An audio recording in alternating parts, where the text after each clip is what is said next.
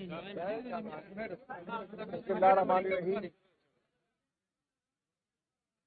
जैसे कि आप जानते हैं कि अदालत ने एक वक्फा किया है और 4 बजे दोबारा नशस्त होगी।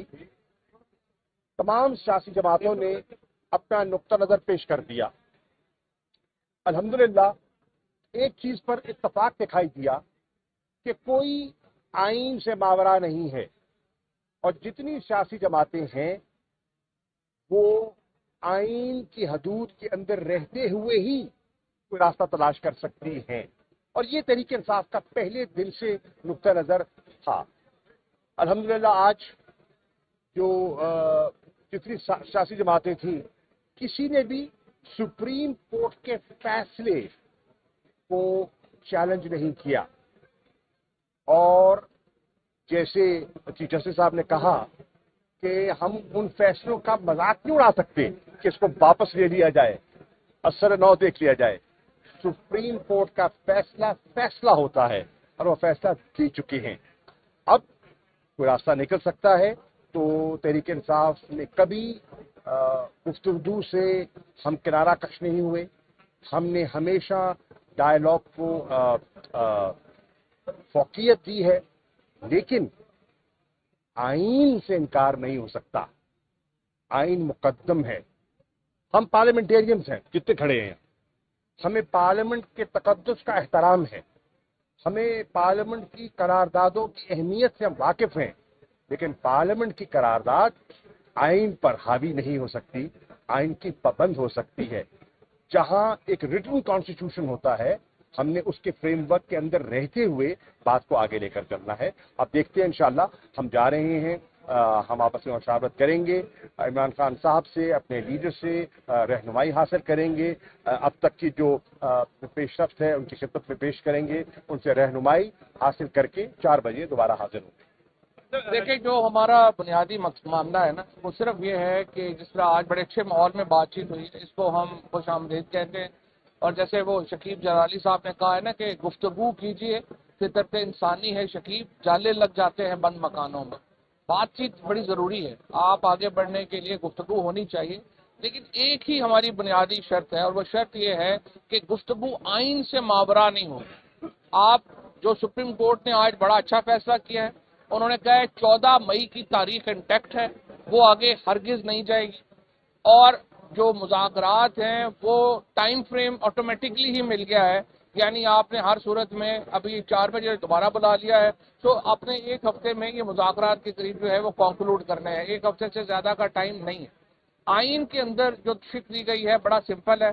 शाह साहब ने सुप्रीम कोर्ट को ये प्राइज भी किया कि देखिए, ये तो खुद ही हमें बता रहे थे कि आप पंजाब और यूपी की असम्बली तोड़ दें, इलेक्शन हो जाएंगे। वो असम्बलियां तोड़ने के बाद निगरान हुकूमतें ये मामला तो नहीं चला सकती। सिर्फ एक मेरी गुजारिश होगी, अभी मैंने एजाज सादिक साहब से भी यही बात कर रहा था, साद रफीक साहब से भी यही बात कर रहा था कि देखिए, मुज़ाकरात के लिए एक माहौल होना चाहिए। 3500 लोग जो हैं वो तहरीक इंसाफ पे अरेस्ट कर लिए गए। रात को भी अता हमारा जो इंस्टाग्राम का लीड था उसको उठा लिया गया। लोगों को 10 साल से 16 साल से बच्चों को उठा के उनको नंगा करके उनको जो है उनके ऊपर तशद्दुद किया जाता है। अब वो कहते हैं हम करते ही नहीं, हमारा कोई ताल्लुक नहीं, लेकिन ये काफी नहीं है। अगर सवाल ये है कि उन्होंने आके इन चीजों को, आप तलखियां इन बातों से बढ़ रही हैं, तलखियां ये जो खामखा का तशद्दुद एक सियासत में आ गया है, एक जो ये बच्चों को उठाने का, पॉलिटिकल वर्कर्स को उठाने का, इसकी वजह से तलखियां बढ़ रही हैं। वरना जाहिर है हमारे ताल्लुकात हैं, जिस तरह शाह साहब ने कहा, पार्लियामेंटेरियन है, मिलते हैं, बात हो सकती है और तमाम चीजों का हल हो सकता है। लेकिन अगर आप तशद्दुद पे करेंगे, लोगों को उठाएंगे, सख्तियां करेंगे, जाहिर है उससे तलखियां पैदा होंगी। आप इमरान खान साहब के जमान पाक के ऊपर दोबारा ऑपरेशन करना चाह रहे हैं। खैर, आज इस्लामाबाद हाई कोर्ट ने, फिर लाहौर हाई कोर्ट ने, दोनों ने उसका नोटिस दिया हुआ है। ऐसी बातें फिर ना करें। आपने टेम्परेचर को बढ़ाना है, आपकी मर्जी है, 12 महीनों से आपने देख लिया है, इससे कोई नतीजा नहीं निकलेगा। आप टेम्परेचर को नीचे लाएं, बातचीत करें, और बिल्कुल सही है, और जो भी होगा बातचीत, कॉन्स्टिट्यूशन के बगैर बातचीत नहीं हो सकती। जो कंसेंसस भी होगा उसको लीगल कवर चाहिए, सुप्रीम कोर्ट और कॉन्स्टिट्यूशन, یہ دو چیزیں جو ہیں ان کو ہم اگنور نہیں کریں گے، ان کے ساتھ ساتھ ہی آگے بڑھ سکتے ہیں۔ ایک